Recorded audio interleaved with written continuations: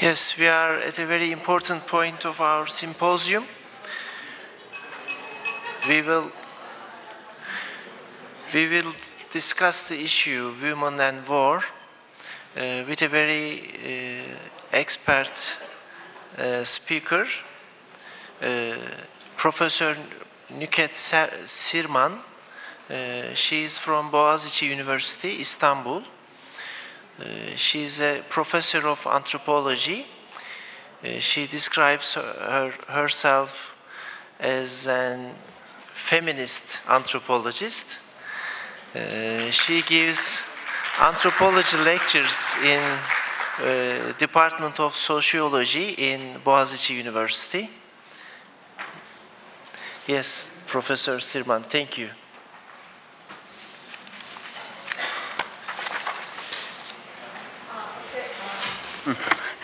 First of all, I would like to thank Feride Hanım and some of friends from the Turkish Medical Association for inviting me to speak here.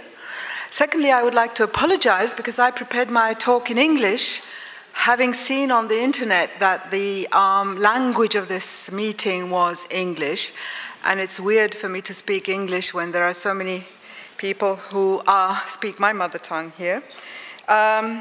The title of my talk is Genderizing War. It's not Women and War. Genderizing War is an activity which I have been involved in for a very long time now. Basically, what I'm claiming is that war is gendered. This means that women and men experience war differently. It also means that the war changes the gender regime of the society at war. By gender regime, I understand, by gender regime, I understand the ways in which masculinity and femininity are defined in any one country, and the legal and institutional practices that ensure the reproduction of these femininities and masculinities. Thus, in this talk, I will try to show the gendered nature of war, primarily drawing on my experience as an anthropologist and a peace activist in Turkey's Kurdish conflict. In general, we can say that the more patriarchal a society is, the more differences between men and women are underlined and exaggerated. Another generalization that we can make from the start is the more the society is patriarchal, the more will gender not be accepted as creating inequality. In other words, there's going to be a denial of gender inequalities, and the more will society deny the extent to which women are oppressed by men. So in Turkey, what this means, or what this meant, was that men have been defined as strong, decided, warrior-like, and without weak emotions such as compassion, whereas women have been defined in an opposite way as weak, peaceful, fickle, and compassionate.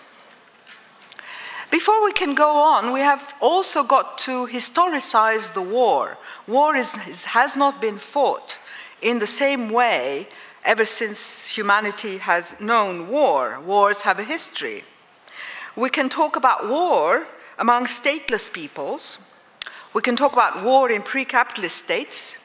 In capitalists, we can talk about capitalist bureaucratic wars, like the Second World War, for example.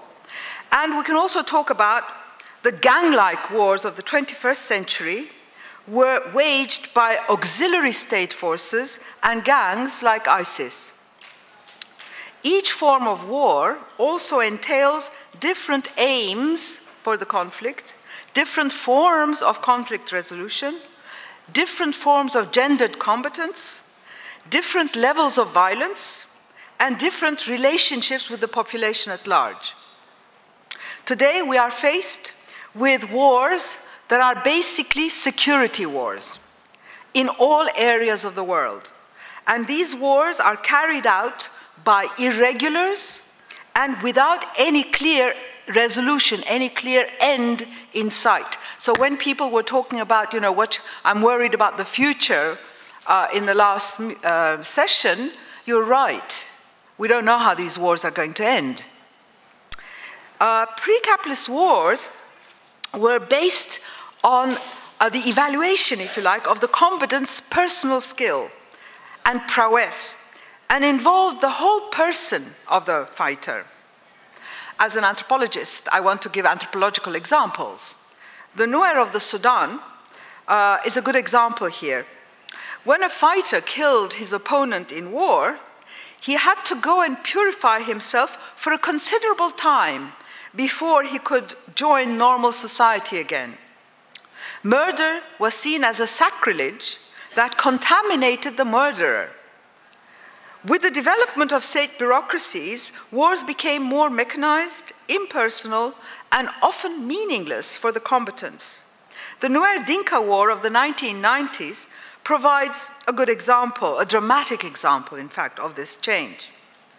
Army leaders on both sides argued that when the war is a government war, the fighter does not need to purify himself after having killed the enemy. He could go on fighting.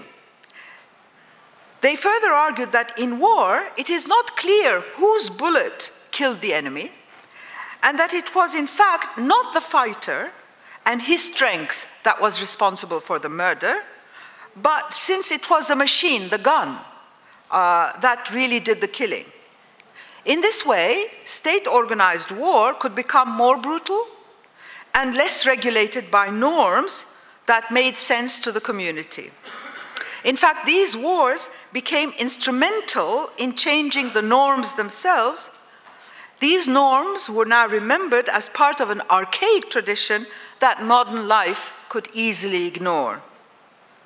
Social scientists began to study the new wars, especially after the invasion of Iraq. The literature they produced showed the extent to which war is, on the one hand, technicalized, and on the other hand, circumscribed. We no longer have a war which involves the whole world in the way that we have seen in the First and Second World Wars. They seem to be more contained, but I want to underline seem. The technicalization of war is apparent in the way no one within the war machine talks about killing the enemy anymore. War is no longer about killing human beings, but it's about being able to realize certain targets, such as the securitization of an area, this is the new parlance, or rendering certain elements ineffective. Soldiers are instructed to mass their fire, a term that indicates a shift from a single weapon aimed at a specific target to automatic weapons that discharge a field of bullets across an undistinguished and hostile terrain. This terminology helps to dissociate firing a weapon from killing a person, thus disaggregating an act from its possible consequences. Furthermore, wars today are fought against an enemy that is so demonized in the hegemonic discourse that, once more, shooting does not mean the killing of a sentient human being, but the other. At other times, a well-meaning terminology may cover up the actors involved in any violent act. Internally displaced persons, IDPs, is a good example here, because the term does not designate how people come to be displaced. Somehow they are displaced. It's a passive term. And of course, this allows those people who do the displacing to disappear, and they are given immunity from their violent acts, about their violent acts. The actors of the war have also changed. Now we're faced with gang-like combatants, whether these are set up by a state or whether they form in opposition to a state. Special forces, paramilitaries that are experienced in regional wars, are part of these new armies.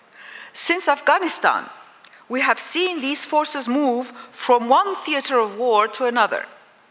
Furthermore, the distinction between civilian and combatant is eroded in much more systematic way these days in these wars.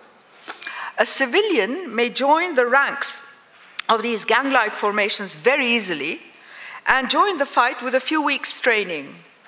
Civilians trapped in a war zone will easily be described as combatants and be annihilated with impunity. When the enemy becomes the demonized other, all forms of atrocity can be meted out to them with impunity. All legal arrangements can be suspended unilaterally.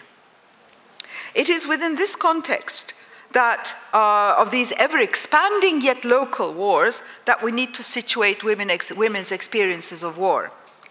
The most general statement that I can make about these wars is that women's bodies are transformed into battlefields. When the enemy is immediately inaccessible due to its fighting force, those who are of the enemy, who belong to the enemy, their women, their children, the elderly, of the category of the enemy, these are the people who are made to pay a price. Through patriarchal ideology that sees women as belonging to men, who are supposed to do the protecting, atrocities committed against these other women become a way of denigrating, a way of insulting the enemy. Women are seen as weak and in need of protection, and the men who are unable to protect them, their women, no longer are seen to be real men within this ideology that turns men into fighting machines. Thus, to go back to the Nuer Dinka example, traditionally, women were not killed in war, and when a woman spread herself over an injured fighter, the attacker would not kill the wounded fighter. In the 1990s, however, women were defined as producers of more fighters, and combatants were instructed to kill women indiscriminately. This ideology was made possible through a definition of ethnic identity that relied more on genealogy than performativity. What I mean by these convoluted words is you no longer were a Nuer if you behaved like a Nuer. In the old days, behave like a Nuer, you were a Nuer. Now, you are a Nuer only if you are born of a Nuer. So the Nuer Dinka War example also indicates an important change in the way the gender identity is defined. Rather than the complex meanings associated to the notion of woman, women are now primarily defined in terms of their sexuality, either to provide sexual services to combatants, as with ISIS, for example, and the Yazidis, which are women whom they have captured, or through their reproductive capacity, as the case of ethnic cleansing effected in places like Bosnia shows. Andrea Smith, an American writer, talks about the role of rape in the US in her book entitled Conquest, Sexual Violence, and the American Indian Genocide. An anthropologist, a colleague, Veena Das, describes how the states of India and Pakistan agreed to repatriate women who had been abducted and carried off to the other side. For the state, the existence of Hindu women in homes in Pakistan and for women in homes in India was an insult to these states. So they got together, they made an agreement, and they tore these women from the children and their homes that they had made for themselves with a lot of labor and with a lot of pain, and repatriated them to homes where they were received as bodies sullied by the enemy. Many of them died in questionable circumstances. The atrocities committed against women are, of course, numerous. Rape and other forms of sexual violence are, of course, quite current, but such acts also carry messages to the enemy. In Guatemala, for example, there have been reports showing that some women were raped in their homes willingly, thus signaling to the enemy that government forces could invade the most sacred spaces of their lives. Others were taken to a particular place as bait. They would let the guerrillas in the mountains know that women were there, luring them to come to these places, and of course they would massacre them there.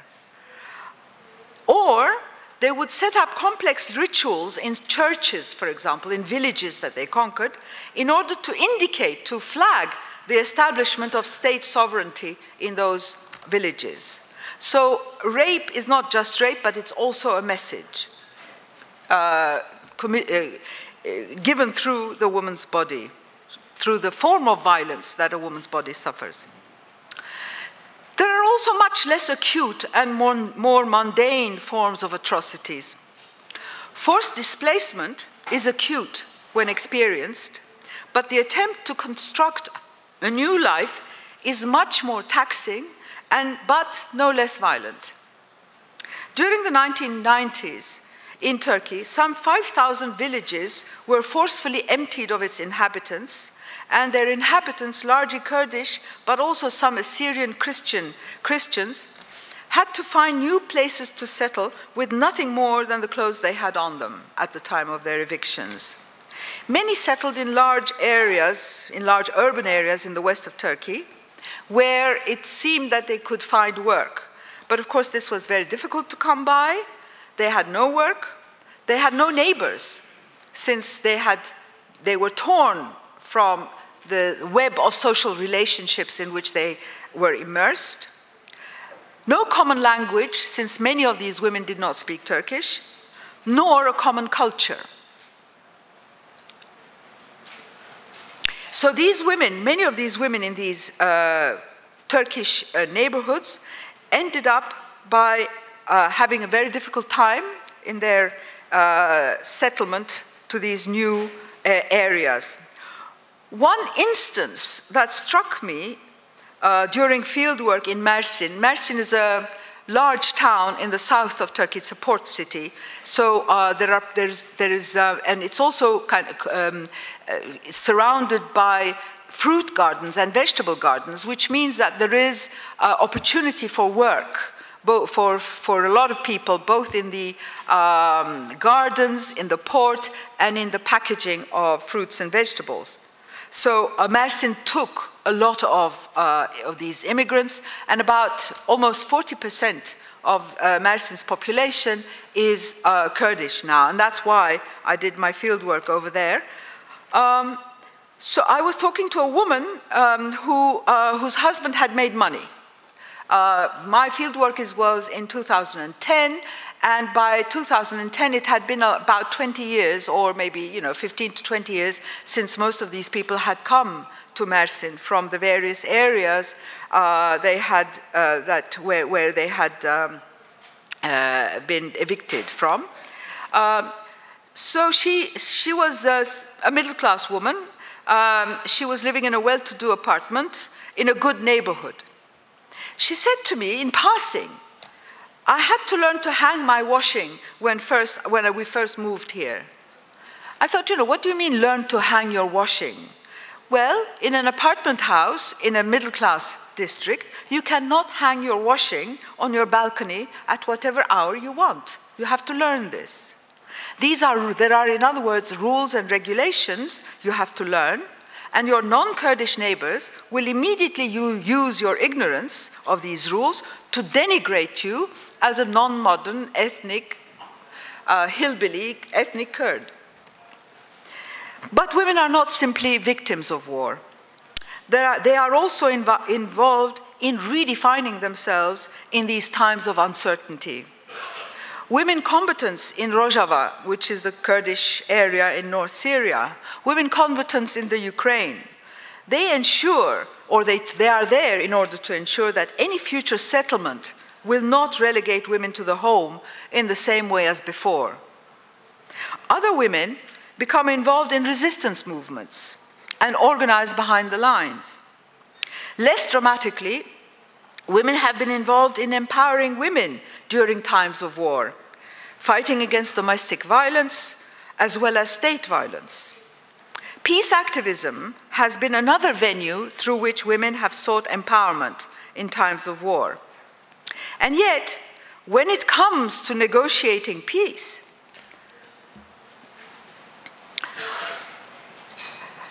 such activism goes unrecognized. I was very impressed by the case of a South African woman who stomped out of the Truth and Reconciliation hearings in South Africa.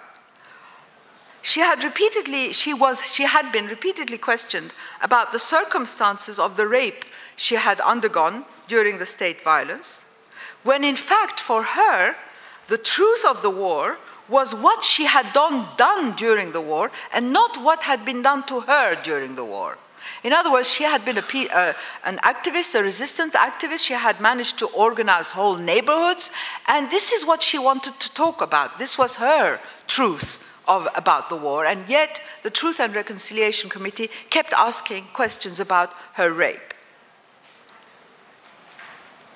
For this reason, UN Resolution 1325, which was accepted in 1990, stipulates that in peace talks, women should make up at least half of the negotiating table, and that women's experience is directly addressed in these negotiations. Furthermore, UN Resolution 1325 and the assessment of the way this resolution has been put into practice since 1995, which has been produced in a report by the UN just now, shows that the chances of a peace treaty to really become effective and to be long-lasting increases by 35% if women are involved in the negotiating table. So I would like to conclude now, but I would like to conclude with a question. Living under conditions of war, now in relatively safe zones of the world, parenthesis, of course, these safe zones of the world change all the time. How safe is Istanbul? How safe is Ankara? There have been, yesterday, there was a bomb scare in my university, which turned out to be not a bomb scare. But even the scare of it is enough for us to be worried. So those of us who live in these safe zones of the world, we seem to be immune from these atrocities. We can speak about them from a distance. But I want to conclude this talk by asking whether this is really the case. Are we immune from war, really? What effects of the war are we directly facing in these relatively safe zones? What happens to our state budgets? How much is allocated to war? What happens to the increasing violence in our everyday lives? Is there more violence against women? More impunity to male violence in courts? Is there an increasing authoritarianism in the society? Is there an increasing disregard for human rights? And is there a change in discourses of masculinity and femininity? Are we really immune from these distant wars? Thank you.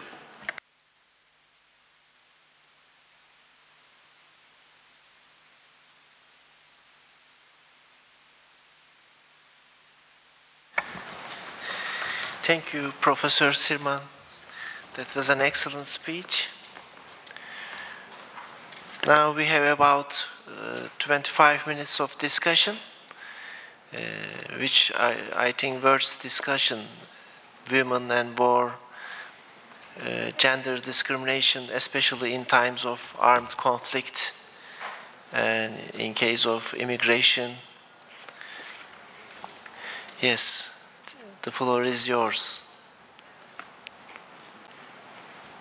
Yes, please.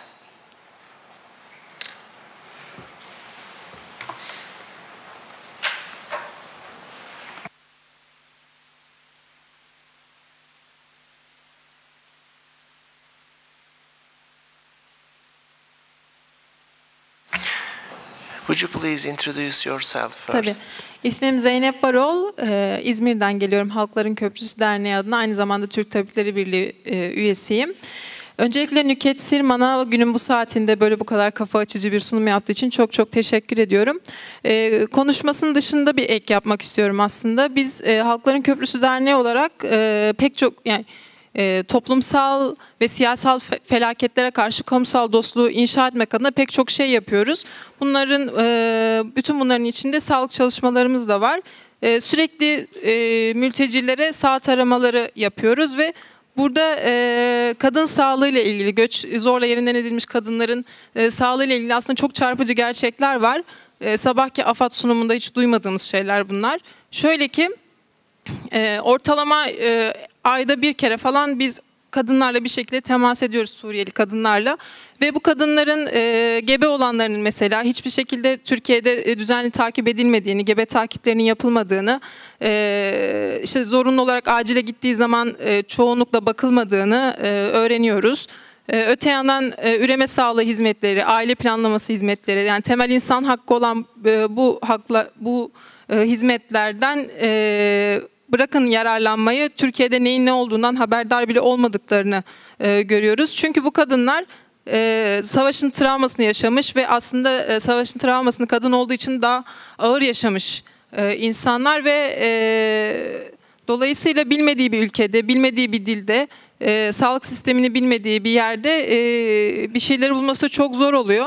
Aynı şekilde yine İzmir'de yaşadığımız için göç yoluyla Yunanistan'a ve oradan Avrupa'ya gitmek isteyen mültecilerle de birlikte çalışıyoruz. Onlara da sağlık taraması yapıyoruz. Orada da yani kadınların esasen gebe kadınlar ya da üreme çağındaki kadınlar, hani bırakın kendi sağlıklarıyla ilgili herhangi bir şeyi düşünmeyi, doğrudan böyle kimliksizleşmiş bir halde beklediğini görüyoruz. Bununla ilgili elimizden geldiğince dernek olarak müdahalelerde bulunmaya çalışıyoruz.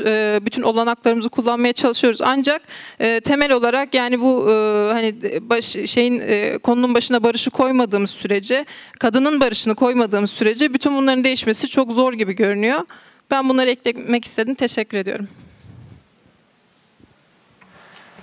Thank you. Professor Sirman, would you like to make any comments on this? Çok teşekkür ederim gerçekten.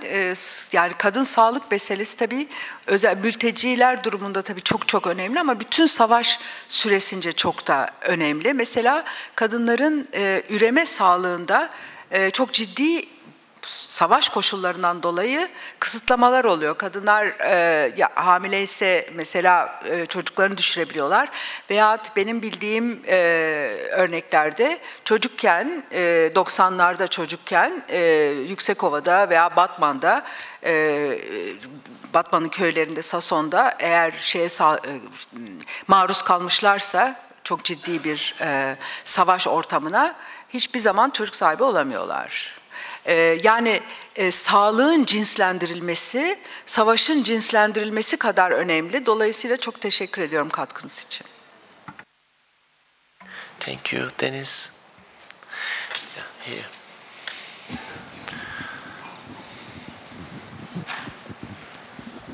Profesör Sirman, teşekkür ederim. Oldukça güzel bir sunumdu. Benim katkım olacak. Deniz Dülgeroğlu is a member of Turkish Medical Association's Executive Committee. Yeah. Teşekkürler Bayezid İlhan. Evet, Türk Tabipleri Birliği Merkez Konseyi üyesiyim.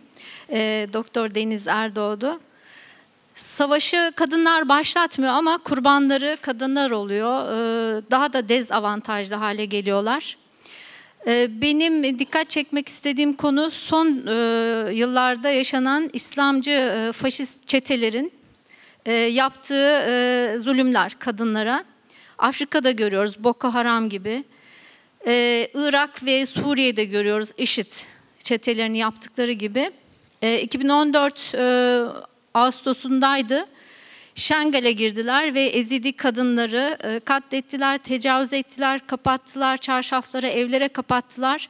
Hala ellerinde kadın köleler var. Musul pazarlarında sattılar. Korkunç bir yıkımdı kadınlar için. Bu yüzden İslam şeriatının bu şekilde kötücül uygulamaları kadınlar için en büyük tehlike.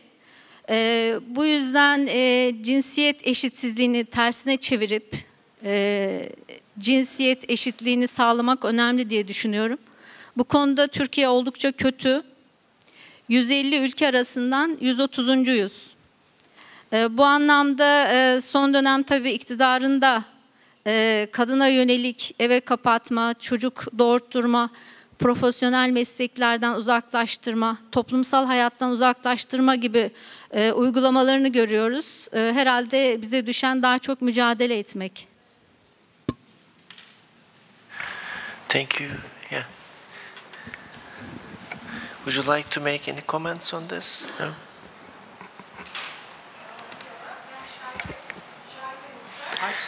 The microphone is not open. Yeah. Şahika Yüksel, ruh sağlığı uzmanıyım. Onun için olumsuz şeyler konuşulurken hep bir de olumlu bir şey söylemek ihtiyacı hissederim. Nüket'e çok teşekkür ederim. Demin söyledikleri arasında bir cümleyi birazcık açmak istiyorum. Bazen iyi şeyler de getirebiliyor, olabiliyor derken kadınların kuvvetlenmesi ve barış kurmadaki aktivasyonlarını söylemişti. İyi bir başlangıç veya hareket noktası değil ama özellikle iç göç ve Türkiye'deki Kürt kadınların farklı yerlere göç ettiklerinde ve erkeksiz kaldıklarında, erkekleri bir şekilde yok olduğunda, bulunamadığında kendilerinin çok farklı konumlara geçebildiklerini, kendilerini eğitebildiklerini, örgütlenmede erkek kadın örgütlerine ya da erkek örgütlerine örnek olacak modeller oluşturabildiklerini ve özellikle son aylarda Türkiye'de vahşi bir şekilde artan şiddet karşısında pek çok kadın, Nüket de onlardan biri, sürekli barış aktivitesi göstermeye ve barışı inşa etmek için çok iyi, önemli örnek çalışmalar yapabiliyor.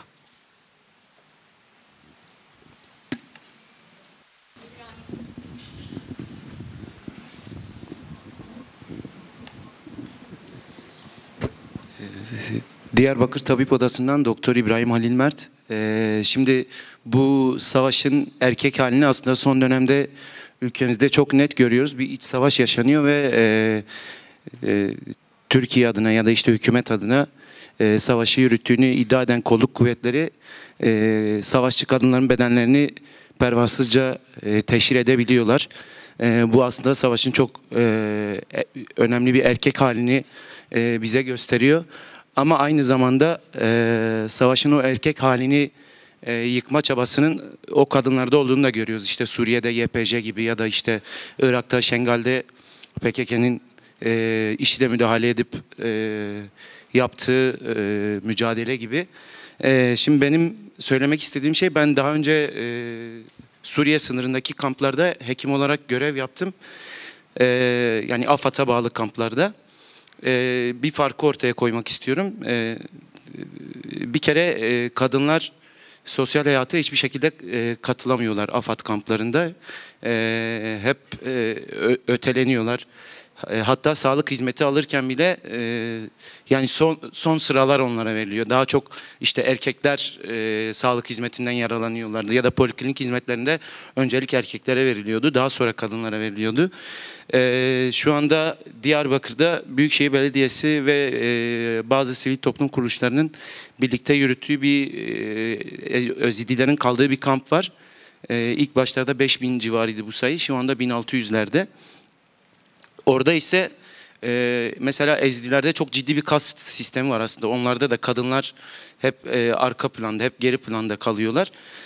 Yalnız orada ki sivil toplum kuruluşları olsun, işte belediyenin kadın birimlerindeki çalışanlar olsun, kadınları o kadar güzel hayata kattılar ki atölyeler yapıyorlar. Mesela dışarıdan gelen yemekleri yemek istemiyorlardı. Kadınlar orada yemekleri yapıyorlar, birlikte bazı çalışmalarda bulunuyorlar. Yani aslında sabahki sunumlarda işte bu kampların hükümetlerle birlikte yürütülmesi gerektiği konusuna ben katılmıyorum. Çünkü çok ciddi farklar görüyoruz. Yani ben her ikisinde de çalıştığım için bunu belirtmek istedim. Bunları söylemek istiyordum. Teşekkür ederim.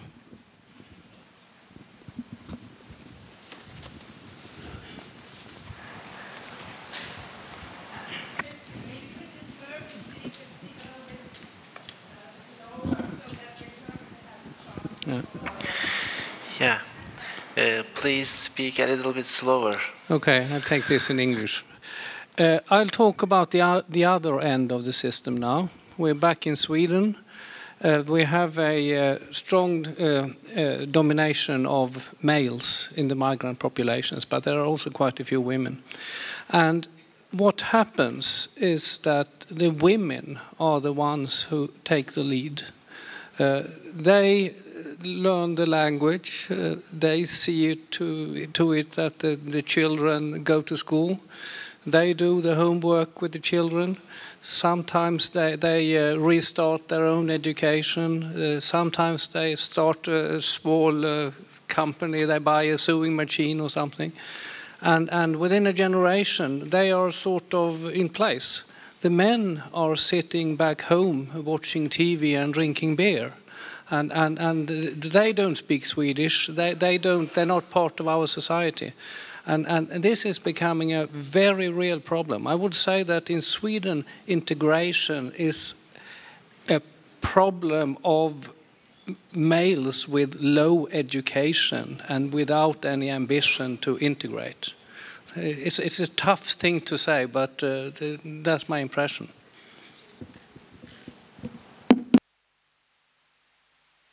Yes, would you like to make a comment? That's a very important issue that you have raised, in fact.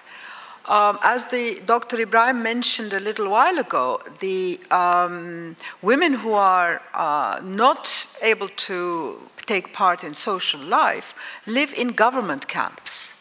In those, he gave the example of the Yazidi camp in Diyarbakir. I have experience of Suruç camps in 2014, where women actually were the main organizers of the camps run by the municipality, and they were incredibly active. That is a very interesting issue. It also goes back to gender definitions, you see.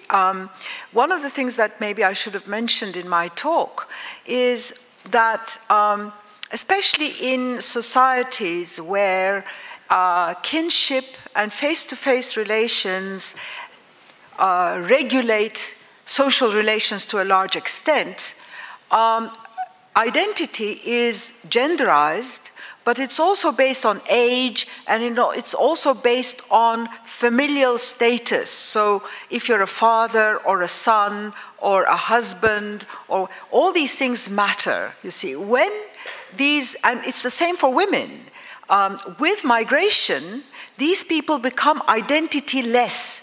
They are no longer somebody's wife, somebody's husband, somebody's son. They're all nobodies. And as nobodies, they are not able to cope with this, with these circumstances. Now, women who are used to being subordinate and who are used to having to make do with whatever they have, they adapt to the new circumstances. Whereas men, they take umbrage. They are mortally hurt. You know, they sit at home because exactly, they cover themselves up. This is exactly what happens. And this is something I think that needs to be addressed. What do we understand by identity, and how does migration affect, what kind of migration affects this identity?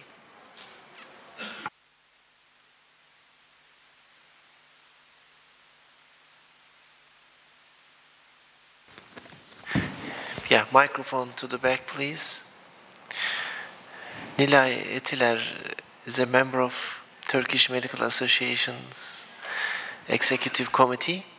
Teşekkür ederim bu güzel sunum için. Ben de birkaç katkıda bulunmak istiyorum. Türk Tabipleri Birliği... Nilay, biraz yavaş, çeviriye izin verecek şekilde konuşur musun? Türk Tabipleri Birliği'nin 1990'lardan itibaren hekimlere olağan dışı durumlarda sağlık hizmetleri konusunda vermiş olduğu bir kurs var. Burada kursa emeği geçen arkadaşlarımın bir kısmı bu salondalar. Bizim özellikle deprem, olağan afet anlamında, doğal afet anlamında hazırlamış olduğumuz programı biz 2 yıl önce güncellemek zorunda kaldık. Burada ciddi bir toplumsal cinsiyet boyutu eklememiz gerekti.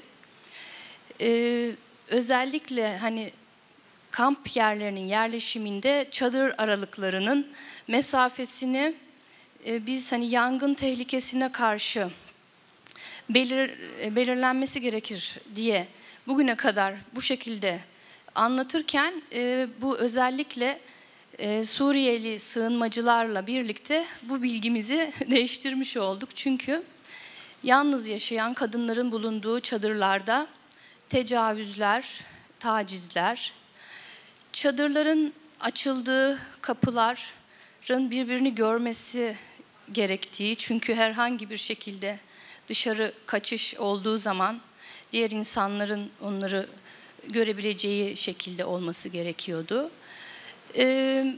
Bu bizim hiç hayal etmediğimiz bir şeydi. Kendim için, benim en azından. Gerçekten biz yaşanan olayların ne boyutta olduğunu bilmiyoruz. Kamplardan gelen bilgilerde intihar teşebbüsleri, intihar eden kadınlar, hiç konuşulmayan tacizler, tecavüzler. Öyle sanıyorum ki bizim bildiğimiz bu yaşanan sorunların çok az bir kısmı. İkinci olarak da şöyle bir durumdan bahsetmek istiyorum. Türkiye'de Suriyeli kadınlar özellikle geleneksel aile modeli mi demek lazım bilmiyorum ama ikinci, üçüncü eş olarak kuma oldular. Böyle bir olgu var. Ne yazık ki aslında hizmetçi oldular bazı ailelere ve toplumun bir kesiminde bu o kadınlara yardım etmek adına yapıldığı da hani bu şekilde rasyonalize edildi. Çok teşekkür ederim. Yes, thank you. Are there any more comments? Seeing none, yes. Do you have anything to add at the end? Yeah. I think I will say a couple of more things. It's all very well for Europe to let Turkey contain the Syrian immigrants. I'll have to say this. I mean, if I don't say it here, I'll probably go I'll be very sad if I go back home without saying this. The thing is that, you know, I've been sitting here listening to people talk, and the people who talk from Turkey have this kind of emotion in their voices, me included. We don't have that same distance that I see in other countries' speakers, because we feel we are here dealing with all these, about, 2.5 million Syrian refugees in this country.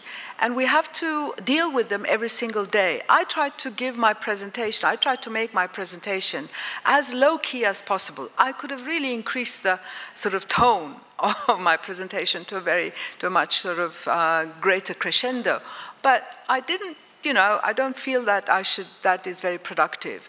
But I think that at least some people, the people who are not of this country should go back to by realizing the emotional and the emotional burden that we feel here in having to face the immediate brunt of the war that is on our doorstep, and sometimes even, and very recently, it's also in our midst.